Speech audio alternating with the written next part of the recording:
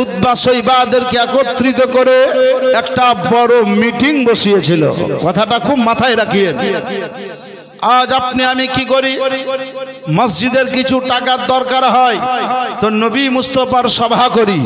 ওই সভাতে কিছু টাকা পয়সা তুলে মসজিদে কখনো প্লাস্টার করব, কখনো মসজিদের ছাদ দেব, কখনো মসজিদে টাইলস বসাবো, কখনো মসজিদে মুজাক করব, কখনো মসজিদে রং করব। কারণ মাদ্রাসার কাজ যদি করি তবুও নবীর সভা করি, ঈদগাহের কাজ যদি করি তবুও নবীর সভা করি, মসজিদের কাজ যদি করি তবুও নবীর সভা করি, ছেলে মেয়েদের যদি বিবাহের ব্যবস্থা করি তবুও নবীর সভা করি, ভালো যদি কোনো কাজ করি তবুও নবীর সভা করি।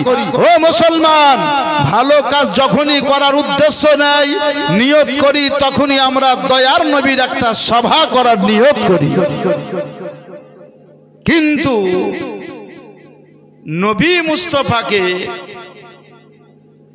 মেরে ফেলার জন্য, শেষ করে দেওয়ার জন্য, যে নবীকে কি করে কণ্ঠসা করা যায়, নবীকে কি করে দ্বীন ইসলাম প্রচার করা বন্ধ করা যায়, এই উদ্দেশ্যে নবীর বিরুদ্ধে একটা বড় ইজতেমা ডাকলো আবু জেহেল। নবীর নামে মিটিং। ও মুসলমানের আগো, পোস্টারের হেডিং এ লিখে দিল মোহাম্মদ ইবনে আব্দুল্লাহর বিরুদ্ধে সভা।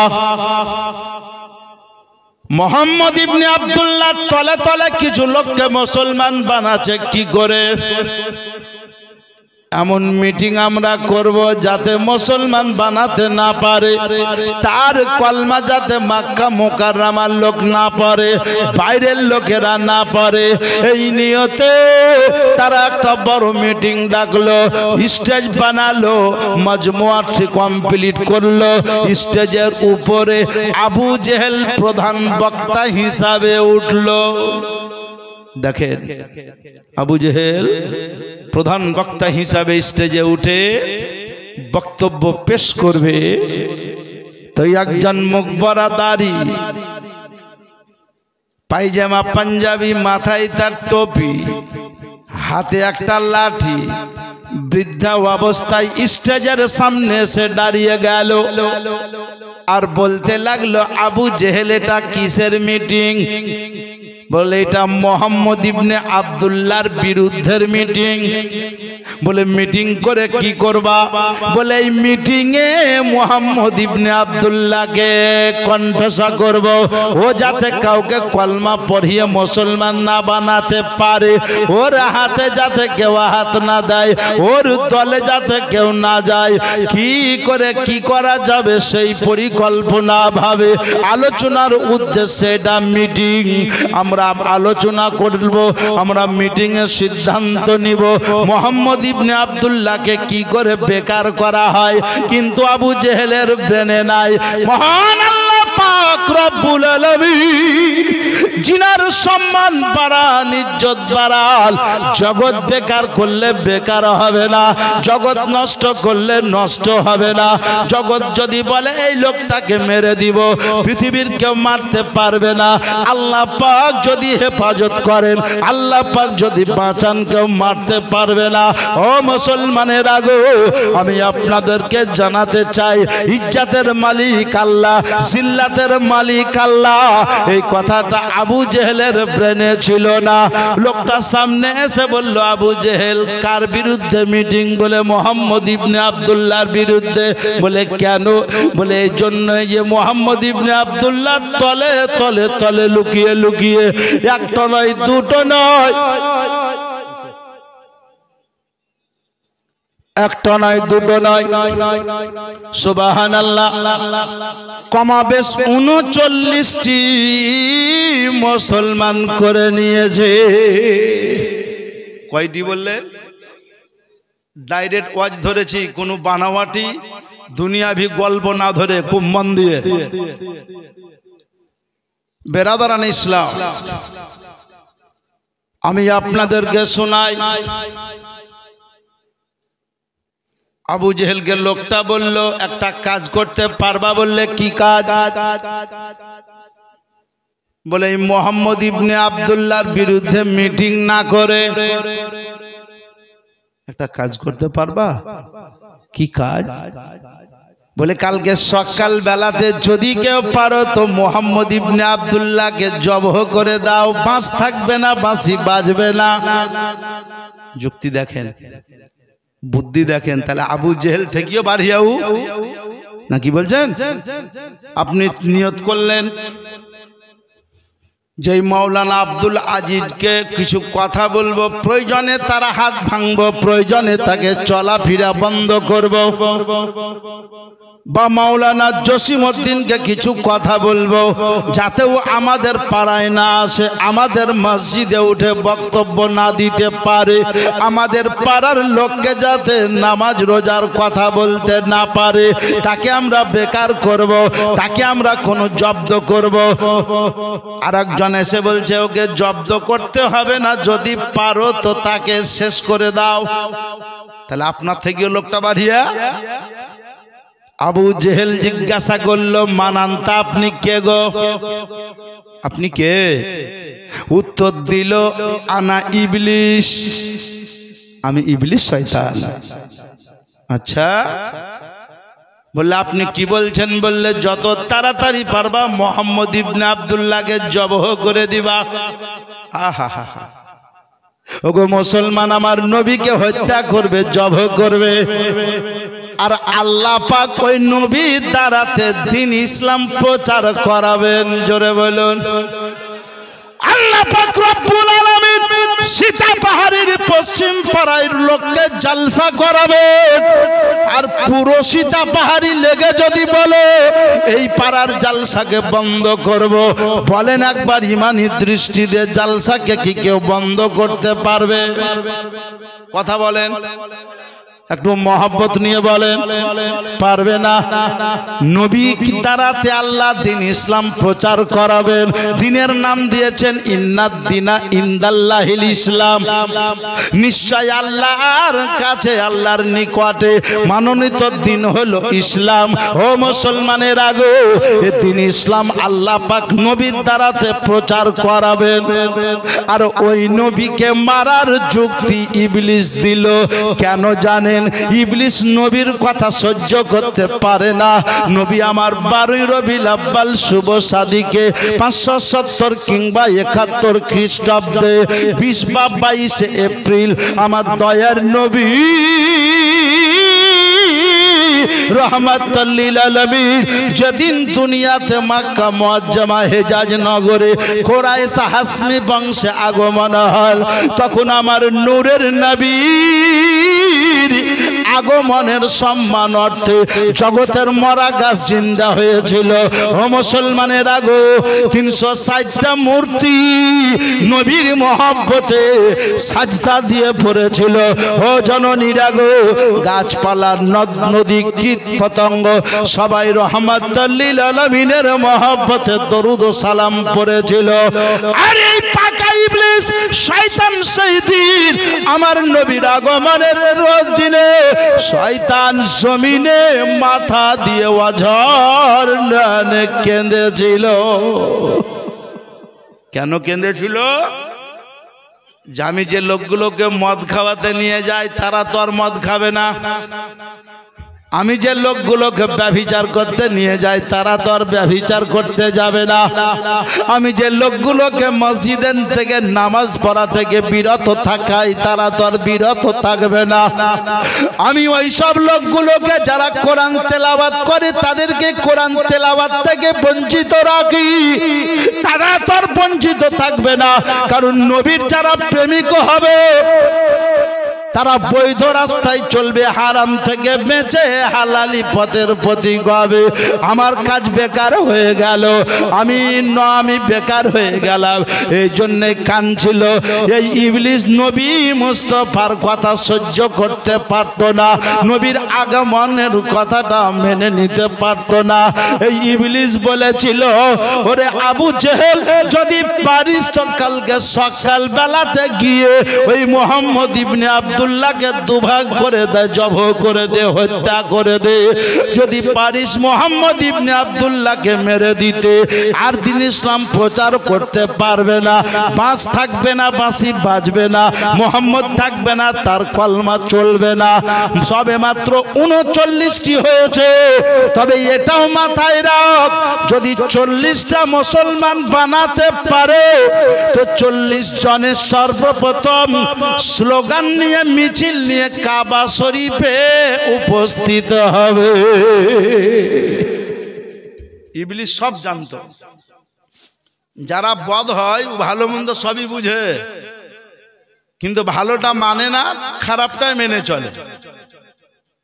বেরাদারান ইসলাম, আবু জেহেল দেখলো যে ইবলিসের বুদ্ধি তো খারাপ নয়, ইবলিস তো বুদ্ধি যুক্তি ভালো দিল, তো ঠিক আছে একটা কাজ করা যাক। কি কাজ?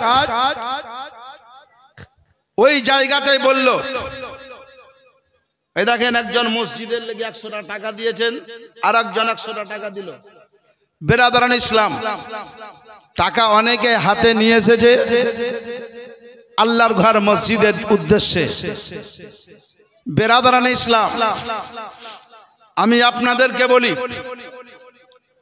আল্লাহর নবী আকা মুস্তাফা সাল্লাল্লাহু আলাইহি ওয়াসাল্লাম রাহমাতাল লিল আলামিন, দয়ার নবী, মুস্তাফাকে মারার মিটিং হইল। তো আবু জেহেল বলল যে ঠিক আছে, আজকের সভা এখান থেকে সমাপ্ত হলো। সভার জনগণ বলল, কে আছো যে মোহাম্মদ ইবনে আব্দুল্লাহকে হত্যা করতে পারবা? কে আছো পারবা?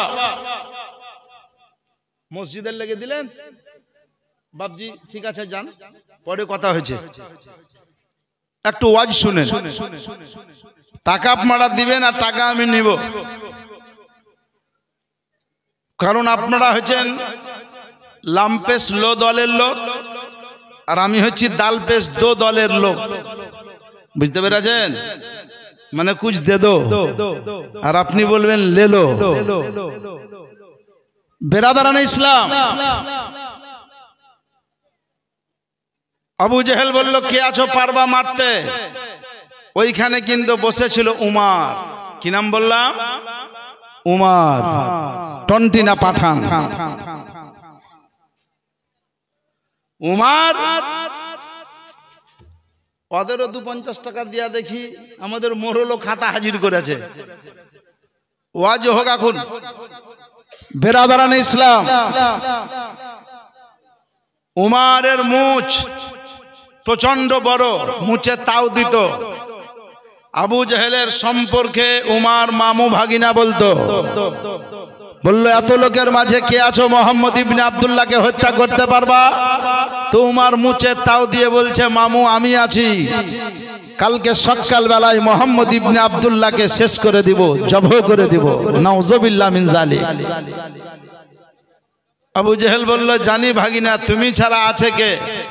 মক্কাতে, মক্কা মুকাররমায়, আরবের প্রান্তরে মক্কা মুকাররমায় বর্তমানে 2 জন পালোয়ান, একজনের নাম উমার, অপর জনের নাম আবু জেহেল। কথাটা মনে রাখিয়ে, মক্কা মুকাররমায় 2টো পালোয়ান, একটার নাম, কথা বলেন, আর একটার নাম আবু জেহেল। এখনো হযরত মজরত বলা হবে না, কারণ এখন উমার কলমায় পড়েনি। কলমা যখন পড়বে তো হযরত বলবেন, রাদিয়াল্লাহু তাআলা আনহু বলবেন, নবীর পাশে আরাম করনে ওয়ালা বলবেন, নবীর প্রেমিক বলবেন। এখন তো নবীর দুশ্মনের রূপে নবীকে মারতে যাবে, কিন্তু তারা জানে না আমার দয়ার নবী রাহমাতাল লিল আলামিন তার আগে দিন হাত তুলে দোয়া করেছেন, রব্বুল আলামিন, খালিকে কায়নাত মাওলা, ইয়া আল্লাহ, মক্কা মুকাররমার মধ্যে 2টো পালোয়ান আছে, আল্লাহ একটা পালোয়ান আমাকে দাও। জোরে বলুন, কে চেয়েছেন?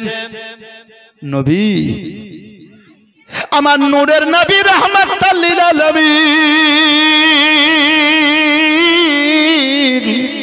আকা মুস্তাফা বললেন আল্লাহ গো দুটো পালওয়ান আছে আরবে, তার মধ্যে একটার নাম আবু জেহেল, একটার নাম উমার। আল্লাহ গো দুটো পালওয়ানের মধ্যে একটা পালওয়ান আমাকে দাও। ওগো জননী, জগতের দোয়া কবুল হতে পারে নাও পারে, আপনার দোয়া কবুল হতে পারে নাও পারে, আমার দোয়া কবুল হতে পারে নাও পারে, কিন্তু আমার রহমাতাল লিল আলামিন আকা মুস্তাফার দোয়া কবুল হওয়ার জন্য আল্লাহর পাক দরবার অপেক্ষা করে। জোরে বলেন সুবহানাল্লাহ। যখন বলবেন শক্তি দিয়ে মনোযোগ সহকারে মনে রাখবেন, সুবহানাল্লাহ বলতে বলতে যদি মরণ হয় মাথায় রাখবেন বিনা হিসাবে জান্নাতি হয়ে যাবে। একবার সুবহানাল্লাহ বললেন 90টি নেকি পাবেন। ওগো জননী, নবীর দোয়া আল্লাহ বলেন হাবিব আমি আল্লাহ তুমি চাইলে আমার কাছে যাও যাও আগামীকাল একটা পালওয়ান তোমার হবে হাবিব গো। আমি আল্লাহ দুটো পালওয়ানের মধ্যে একটা পালওয়ান আমি তোমাকে দিয়ে দিলাম। ওদিকে কবুল হয়ে গেছে, আর এদিকে উমার আবু জেহেলকে বলছে আমি আছি। বললে যাও কালকে মোহাম্মদকে মেরে আসো। খুব সংক্ষিপ্ত আকারে শুনেন, জীবনী নয় যে পঙ্খন আলোচনা হবে, সারাংশটা বুঝলেন।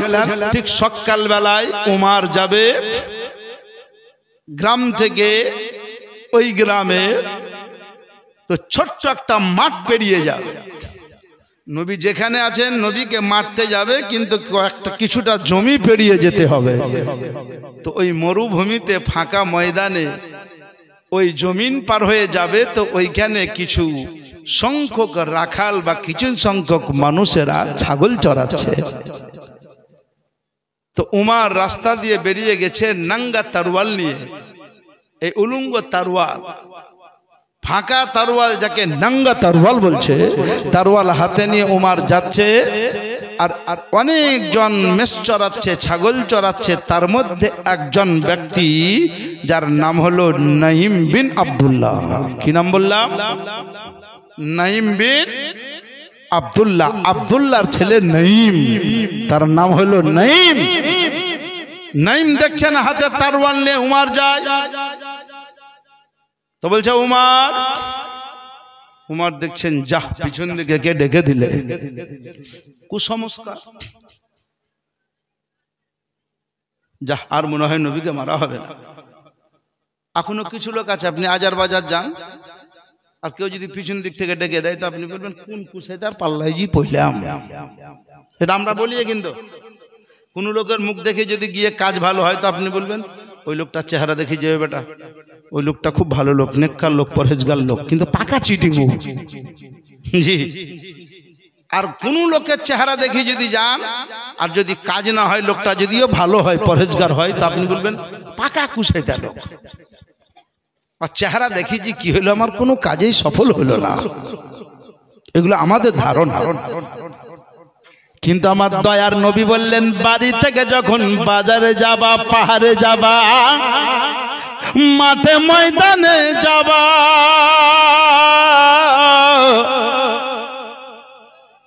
কোরআন শরীফের আয়াতুল কুরসি আউযুবিল্লাহ বিসমিল্লাহ সহ 3 বার আয়াতুল কুরসি পড়ে দরজাতে ফুঁক দিয়ে চলে যাও। তুমি যতক্ষণ পর্যন্ত বাড়ি না আসবা ততক্ষণ পর্যন্ত তোমার বাড়ি আল্লাহ পাক ফেরেশতা দিয়ে হেফাজত করাবে। কিন্তু আপনি আয়াতুল কুরসি জানবেন তবেই না পড়বেন। কুল হুয়াল্লাহ যদি জানেন সেটাও পড়েন না, বিসমিল্লাহ যদি জানেন সেটাও পড়েন না, বরঞ্চ নেংটি মেরে পানি খাওয়া অভ্যাস। কথা ঠিক বলছি না ভুল? পাহাড়ে কাজ করছেন মনে কিছু নেন না, আপনি পাহাড়ি এলাকার লোক বলে পাহাড়ের কথা বলছি, আমি চাষি এলাকার লোক বলে চাষির কথা শুনবো। ওগো জননী জেনে রাখেন, আপনার নেংটি মারাই আছে, ফরজ তরফ হয়ে আছে, আর আপনি সুবহানাল্লাহ কিছু খাবেন তো নেংটি খোলা নাই, ওই অবস্থায় দাঁড়িয়ে দাঁড়িয়ে খেলেন। কিন্তু হাদিসে পাক যদি তোলেন, আমার দয়ার নবী জীবনে কোনোদিন দাঁড়িয়ে পান করেননি গো, ইল্লা উজুর। তবে জেনে রাখেন ও মুসলমানের আগো, নবী বলেছেন সুন্নাতি লিবাসে, সুবহানাল্লাহ, পাক পবিত্র অবস্থায় বিসমিল্লাহ বলে খাবার খাও।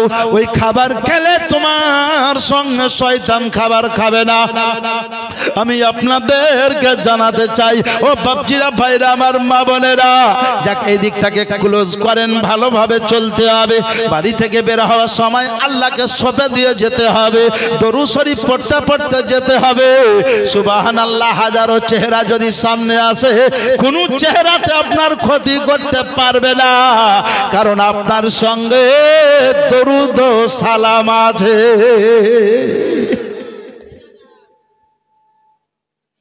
আপনার সঙ্গে দরুদ ও সালাম আছে, কিন্তু আমরা পড়ি না। তো উমার বলছে যে নাইম, পিছনে ডাক দিয়ে দিলা কেন? তো বলছে সকাল বেলায় ফাঁকা তারওয়াল, নঙ্গা তারওয়াল নিয়ে কোথায় যাবা? তো বললে শুনোনি, মোহাম্মদ ইবনে আব্দুল্লাহ কিছু লোকের উপরে জুলুম করে কলমা পড়িয়ে মুসলমান করছে, তাই তারওয়াল নিয়ে যাচ্ছি, তাকে হত্যা করব। তো নাইম বলছে উমার, আরে কামাল, পহলা আপনে ঘর তো সম্ভাল। জোরে বলো, আরে কামাল, পহলা আপনে ঘর তো সম্ভাল। উমার থেমে গেল। অসুস্থতা, 100 টাকা দিয়েছেন, দোয়া করব আল্লাহ সুস্থতা দান করবেন। বেরাদারান ইসলাম, আমি আপনাদেরকে বলি, আরে কামাল, পহলা আপনি ঘর তো সামাল। উমার থেমে গেল, বললে নাইম কথাটার মানে? বলে নবীকে মারতে যাচ্ছ ভাই রে? বললে হ্যাঁ, কিন্তু একটা কাজ করো, আমি একটা কথা বলবো। বললে কি? তুমি তো আমাকে বললে আরে কামাল, পহলা আপনি ঘর তো সম্ভাল, এর মানেটা বুঝাও। বলে মানেটা পরে বুঝাচ্ছি। এই যে আমি ছাগলগুলো চড়াচ্ছি, বকরি দেখতে পাচ্ছ না, তার মধ্যে এই দেখো একটা বকরির বাচ্চা, এই বকরির বাচ্চাটাকে কি ধরতে পারবা? যদি আমার বকরির বাচ্চাটা ধরতে পারো, তো আমি জানবো আমার দয়ার নবীকে মারতে পারবা। জোরে বলো, যদি আমার বকরির বাচ্চাটা ধরতে পারো, তো আমি জানবো আমার দয়ার নবীকে হত্যা করতে পারবা। তো জবরদস্ত পালওয়ান উমার, বকরির বাচ্চাটা ধরা কি আশ্চর্য কথা বলেন? আপনার গ্রামের একটা লোক বিএসএফ চাকরিতে জয়েন করে এলো, আর ওকে বলছেন যে এই বুড়া মানুষটাকে ধরতে পারবা? ভাই ছোট ছেলেটাকে তো কি বলবে, আরে বোকা কালকে তো জয়েন করে এলাম, ওই রামটান তো দি মজবুত হয়ে এলাম, ধরতে পারবো না ছেলেটাকে? উমার বলছেন নাইম, আমি মক্কা মুকাররমার 2 জন বড় পালওয়ান, তার মধ্যে একটা পালওয়ান। বললে মেনে নিলাম উমার পালওয়ান, তুমি কত বড় পালওয়ান আমি মেনে নিব গো, আমার বকরির বাচ্চাটাকে যদি ধরতে পারো। উমার রেগে গেলেন, বলে ঠিক আছে, শর্ত লাগিয়ে দিলা, দেখি তোমার বকরির বাচ্চাটাকে ধরতে পারি কিনা। বলে আমার তারওয়ালটা নাও। বলে থামো। নাইম বিন আব্দুল্লাহ একটু হাত তুলে দোয়া করলেন, রব্বুল আলামিন, আল্লাহ গো তোমার হাবিবকে মারতে যাবে, তার জন্য আমি শর্ত লাগিয়ে দিয়েছি। রব্বুল আলামিন, আমার বকরির বাচ্চাটা তুমি শক্তি দান করিও।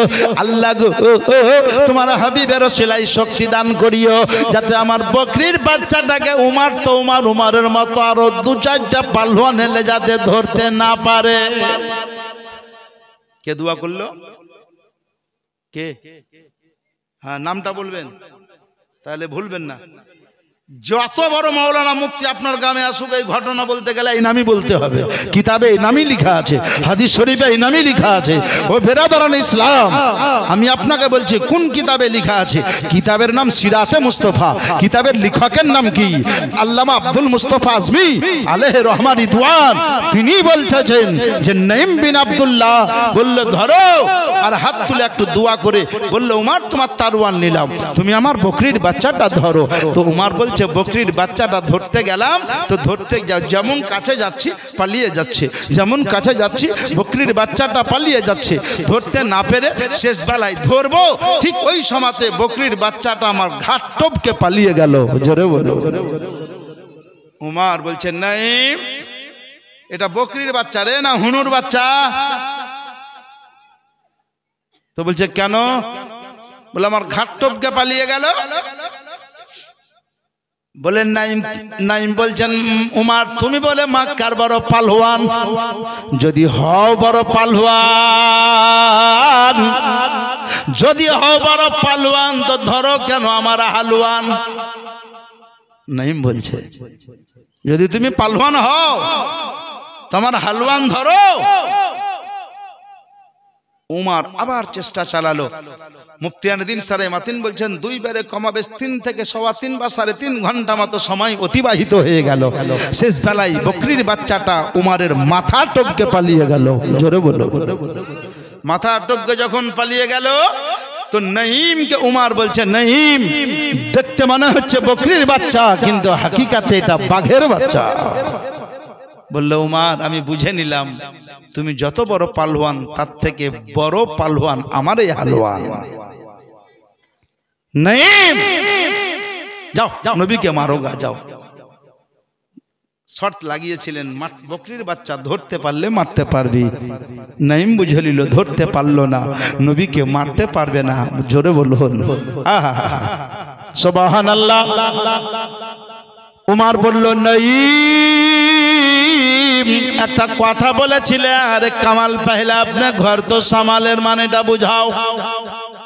আচ্ছা এটা বলেছিলাম না? বললে হ্যাঁ। বললে নবীকে মারবে কেন? নবী কলমা পড়াচ্ছে বলে? বললে হ্যাঁ। বলে খবর রেখেছো তোমার আব্বার নাম খাত্তাব, তোমার বোনের নাম কি? বলে ফাতেমা।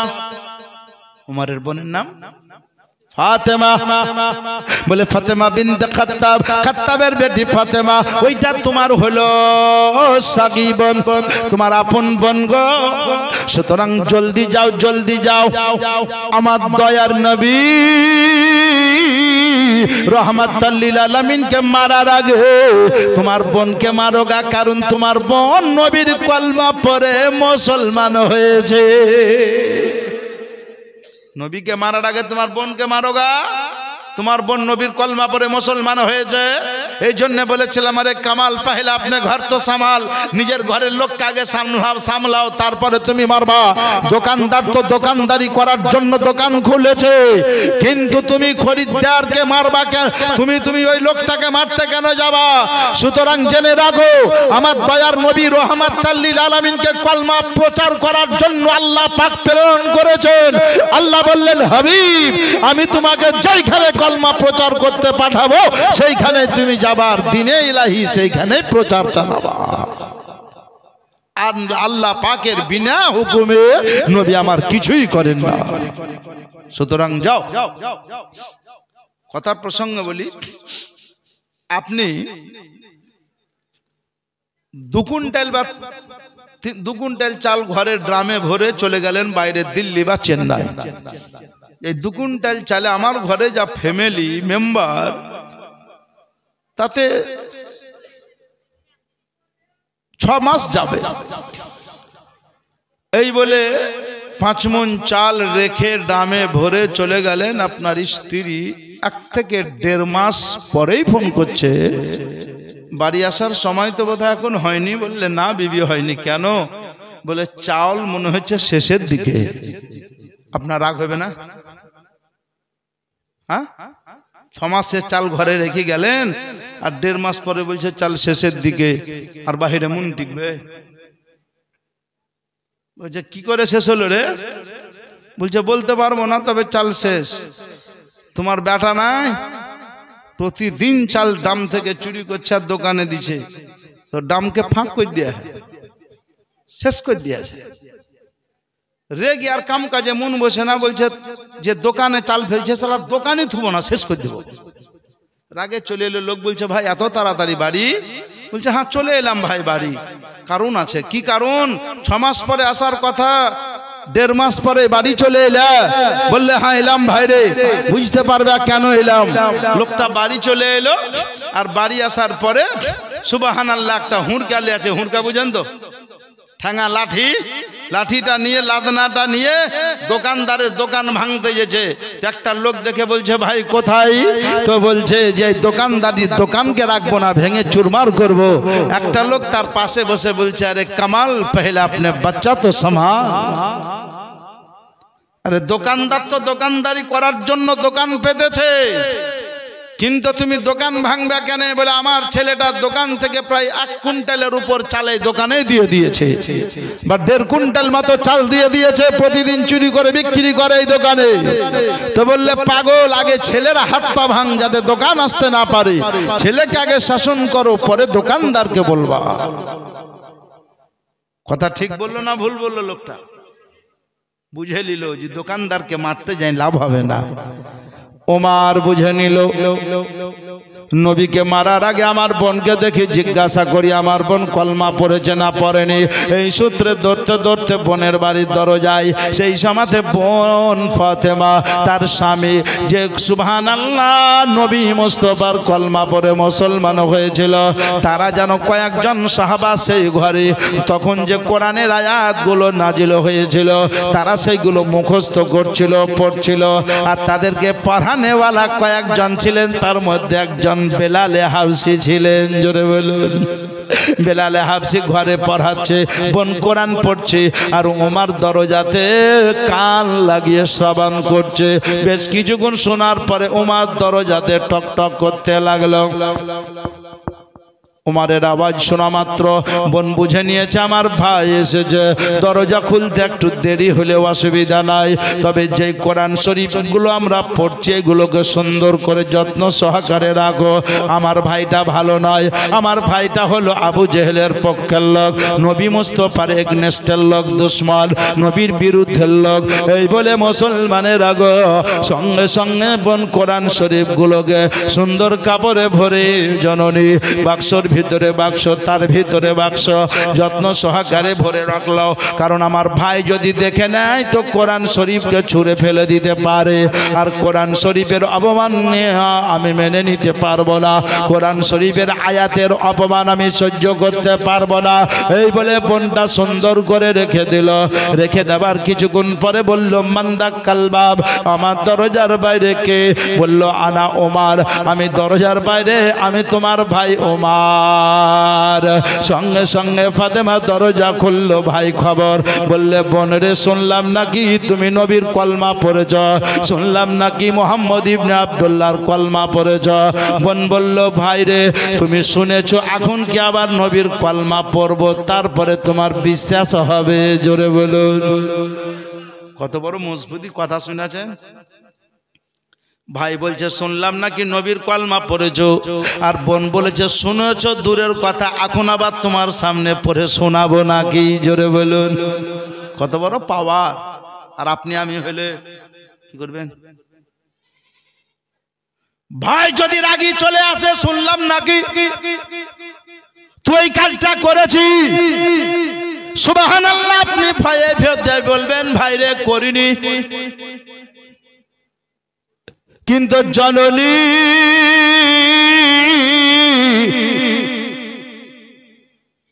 ওমর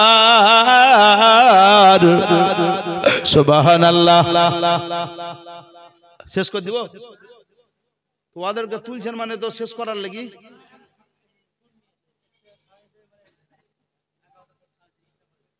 আচ্ছা, ওই রকম ওয়াজ চলতে চলতে মাঝে এরকম এসে ওদের খাবার পেয়ে আছে, তো ওই খাবার খায়। আপনি সালিম লয়? হ্যাঁ, কেউ কালিম? আচ্ছা, ওই রকমই যে মোটা সোটা। জি সুবহানাল্লাহ। যাক, চুপচাপে যদি কাউকে খাওয়ান তো চুপচাপে খাওয়ান। বেরাদারান ইসলাম। বোন বলল ভাই রে আমি দয়ার নবী রহমাতুল লিল আলামিন আকা মুস্তাফার কলমা পড়েছি, শুনেছো? যদি বলো তখন পড়বো। উমারে ফারুক বলল বোন রে তোর কি ভয় লাগে না যে আমি উমার? বললে ভাই ভয় লাগে না, ভয় তখনই লাগতো যখন নবীর কলমা পড়িনি। জোরে বলো। দয়ার নবীর কলমা যখন পড়ে নিয়েছি তখন থেকে অন্তর থেকে ভয় হারিয়ে গেছে। শুধুমাত্র দুইজনকে ভয় করি, তাদের নাম হলো আল্লাহ ও আল্লাহর রাসূল। জোরে আল্লাহ আল্লাহ রাসূলের ভয়টা দিলে আছে, তাছাড়া কাউকে ভয় করি না। ও মুসলমানের আগো, আমি আপনাদেরকে জানাতে চাই, আমার বাপজিরা, ভাইরা, মা বোনেরা, কথাটা মনে রাখে। একজন মহিলা হয়ে বলল, ভাই আমি নবীর কলমা পড়েছি, ভয় করি না। কারণ তুমি যে নারী কেটে এসেছো, আমিও ওই নারী কেটে এসেছি। তোমার বাপের নাম যেটা, আমার আব্বার নাম সেটা। তোমার মায়ের নাম যেটা, আমার মায়ের নাম সেটা। তুমি যেই রক্তে তৈরি, আমি ওই রক্তে তৈরি। ওগো আমার ভাইজান, আমি ভয় করি না। কারণ তোমার সঙ্গে লড়াই করতে করতে যদি আমার মরণ হয়ে যায়, তো আমি শহীদের দরজা পেয়ে যাব।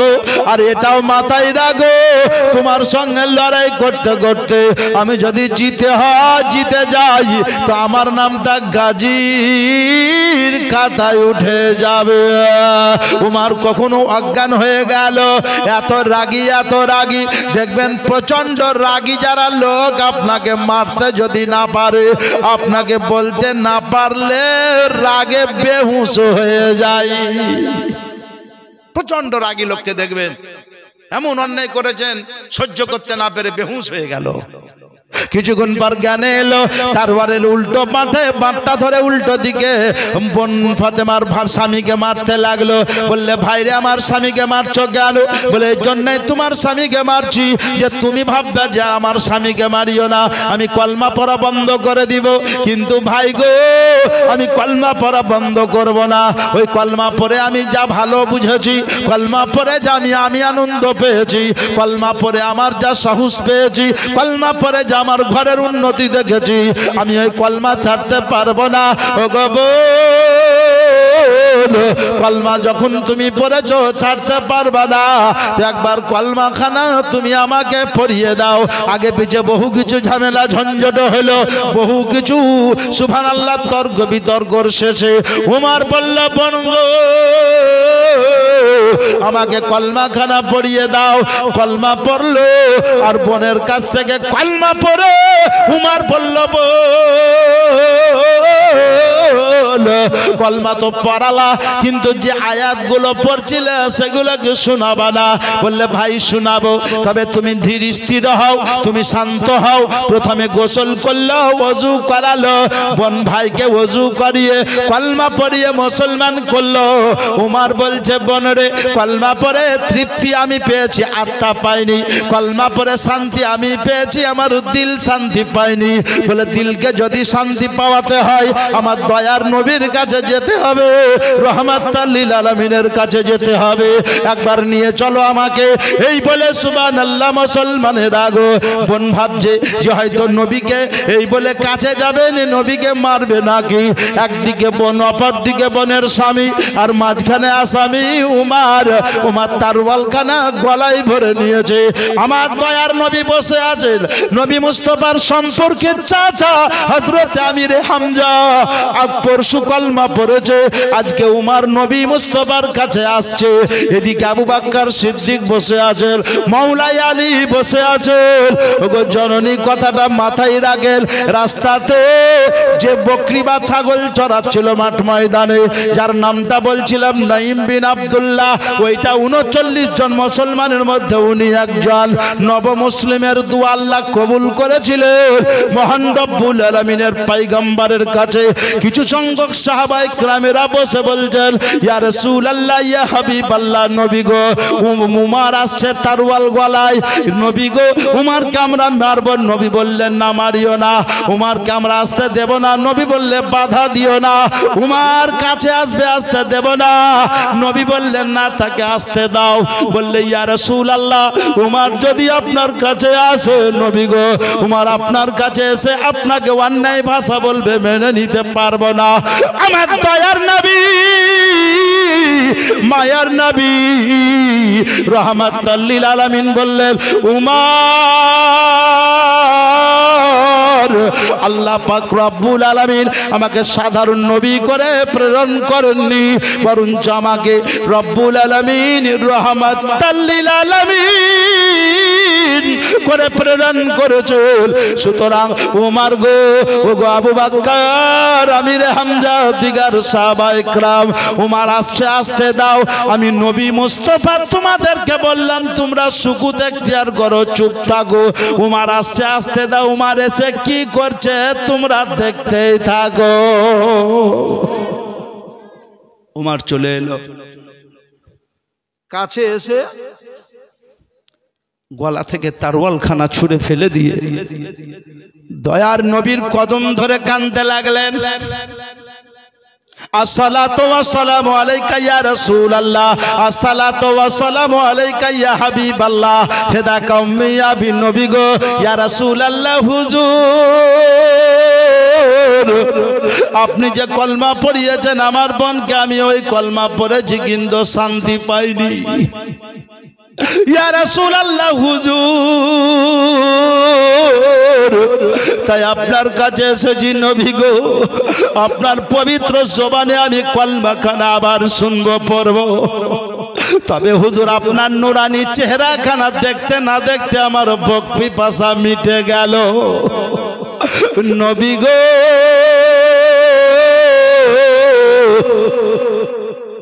আপনাকে অনেক গালিগালাজ করেছি হুজুর, আল্লাহ কি আমাকে মাফ করবে না? ওগো নবী, আপনার বিরুদ্ধে অনেক মিটিং এ শামিল হয়েছি, নেতৃত্ব দিয়েছি। নবী গো, আপনি বলে দিন আল্লাহ কি আমাকে ক্ষমা করবেন না? দয়ার নবী বললেন উমর কাঁদিও না। উমর নবী মুস্তাফার পা মুবারক ধরে, কদম মুবারক ধরে কাঁদতে লাগলো। উমর বলল ইয়া রাসূলুল্লাহ হুজুর, আবু জেহেলের পালটে পড়ে উতবা শৈবাদের সঙ্গে থেকে আপনাকে নিয়ে বহু রকম অশ্লীল ভাষা ব্যবহার করেছি নবী গো। আপনাকে কখনো জাদুঘর বলেছি, আপনাকে কখনো ইয়তিম বলেছি, আপনাকে কখনো ইয়াসির বলেছি, আপনাকে একবার এক এক রকম ভাষা বলেছি নবী। আপনাকে দেখা মাত্র বুঝে নিয়েছি না আপনি উম্মতের দরদি নবী, মায়ার নবী। নবী গো, আবু জেহেলের মুখে যা শুনেছি সেটা নয়, উতবা শৈবাদের মুখে যেটা শুনেছি সেটা নয়, আবু লাহাবের মুখে যেটা শুনেছি সেটা নয়। ইয়া রাসূলুল্লাহ, ইয়া হাবিবাল্লাহ হুজুর, আমার কি গুনাহ আল্লাহ মাফ করবেন না? তার নবী বললেন উমর, তুমি আমাকে যখন গালি গোলাজ করো তখন কি কলমা পড়েছিল? বললে না। তুমি আবু জেহেলের সঙ্গে আমার বিরুদ্ধে মিটিং যখন করো তখন কি তুমি আমাকে গালি গোলাজ করেছিল? তখন কি কলমা পড়েছিল? না তো না। যখন আমার বিরুদ্ধে মিটিং করেছো তখন কি কলমা পড়েছিল? না তো না। দয়ার নবী আমার বললেন, উম্মতের দরদি নবী বললেন, উম্মতের প্রেমিক নবী বললেন, ও গো উমর, কলমা পড়ার আগে যা কিছু বলেছো, যা কিছু করেছো, আল্লাহ পাক সমস্তকে মাফ করে দিবে। যখন তুমি কলমা পড়ে নিয়েছো, যখন তুমি কলমা পড়ে নিয়েছো উমর, আল্লাহ পাক কলমা পড়ার আগে ছোট বড় যত পাপ করেছিল সমস্ত পাপকে আল্লাহ মাফ করে দিয়েছে। হুজুর, মুসলমান কয়জন হইল? দয়ার নবী বললেন 40 জন। কয়জন? আহা, 40 জন মুসলমান হইল। আমার আকা মুস্তাফা সাল্লাল্লাহু আলাইহি ওয়াসাল্লাম বললেন 40 জন। হযরত উমর বলল, ইয়া রাসূলুল্লাহ, ইয়া হাবিবাল্লাহ, নবী গো, দুটো সাতার বানাবো, আর চুপে চুপে চলবে না, দুটো সাতার করব, দুটো লাইন করব নবী, আর দুটো লাইন করে এক লাইনের প্রথমে থাকবো আমি উমর, অপর লাইনের প্রথমে থাকবে আমির হামজা, আর মাঝখানে আপনি থাকবেন রাসূলুল্লাহ। নবী গো মাঝখানে থাকবেন আপনি রাসূলুল্লাহ। ও মুসলমানেরা গো, এদিকে আবু জেহেলের দলবল তৎসহকারে আবু জেহেল সহ সবাই বসে আছে। ওমর নবীর মাথা কাটতে গেছে, তরোয়ালে কেটে নিয়ে আসবে। আর আমার দয়ার নবীর কাছে এসে আবু জেহেলের দল সুবহানাল্লাহ, আমার নূরের নবীর কাছে এসে এদিকে সুবহানাল্লাহ ওমর কলমা পড়ে মুসলমান হয়ে দুটো লাইন করে নবী মুস্তাফাকে বলল, ইয়া রাসূলুল্লাহ, চুপে চুপে কলমা প্রচার করবেন না, এবার প্রকাশ্য আমরা দ্বীন ইসলাম প্রচার করব, প্রকাশ্য কলমা পড়াবো। আজ থেকে নবী গো 40 জন যখন মুসলমান হলো হুজুর, তো আজকে সর্বপ্রথম আমরা কালমায় ধ্বনি নিয়ে আমরা স্লোগান দিতে দিতে সর্বপ্রথম কাবা শরীফের দিকে যাব। এই বলে দুটো লাইন করে দয়ার নবীকে নিয়ে যাচ্ছেন আর জোরে জোরে পড়ছেন, লা ইলাহা ইল্লাল্লাহ। জোরে জোরে পড়েন মা বোনেরা, ধীরে ধীরে পুরুষরা জোরে জোরে, লা ইলাহা হক, লা ইলাহা কালিমা, লা ইলাহা ইল্লাল্লাহ, লা